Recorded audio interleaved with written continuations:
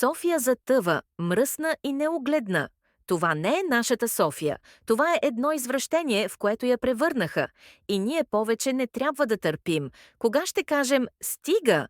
София винаги е била красив град с много потенциал, богата с история и култура, с много дървета, паркове и градинки, ресторанти и кафета, винаги кипяща от живот. Този красив град сега е превърнат в сметище.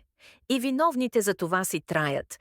Улиците са пълни с планини от боклуци, сградите са грозни, с непочистени графити, подлезите се рушат, застрашаващи всеки ден преминаващи хора и майки с колички. Улиците са прашни и мръсни, не се чистят и мият редовно, има ужасно много прахови частици, които ни разболяват, без дори да го усещаме.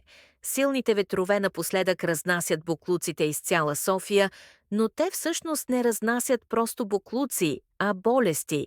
Всички квартали на София са заринати от боклуци. Около кофите навсякъде прилича на сметище. Този боклук не се събира с дни, понякога седмици и се разлага и трови нас и децата ни. Вече се виждат и плъхове в някои квартали. Ако не се вземат спешни мерки, могат да плъзнат страшни болести. Какво още трябва да се случи, че софиянецът да се събуди и да се сети, че не може да продължава така и трябва да се действа? Хората са недоволни и освен гневни постове във Фейсбук.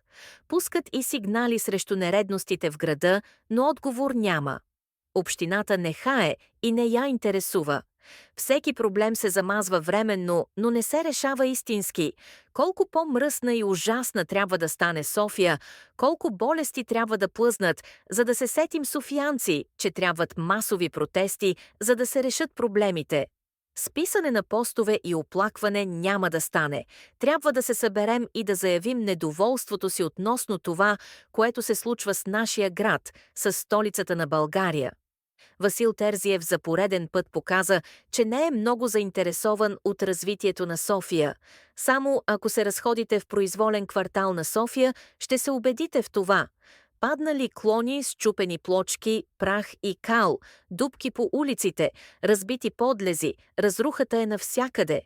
В общината се работи на парче, без ясна визия за града, безхаберието е стигнало чудовищни размери. София заслужава много повече. София заслужава кмет с ясна визия за развитие, желание за работа по решаване на проблемите на града, кмет, който милее за столицата ни, който ще работи с хъс и желание, за да направи София един по-красив и уреден град. За 2 години Васил Терзиев показа неспособност да се справи с проблемите, нехайност и безхаберие, поради което градът затъва все повече. Не искаме да си представяме какво ще стане с София след още 2 години на подобно управление. Смятаме, че гражданите трябва да сложим точка на тази мъка.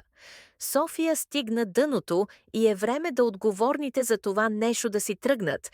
По-добре нови избори за кмет, отколкото още 2 години агония и безхаберност от страна на кмета.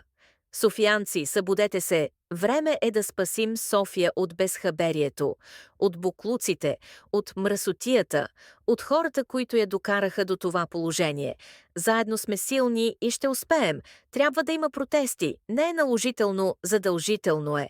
За да може София да спре да копае дъното, искаме чиста, подредена и красива София.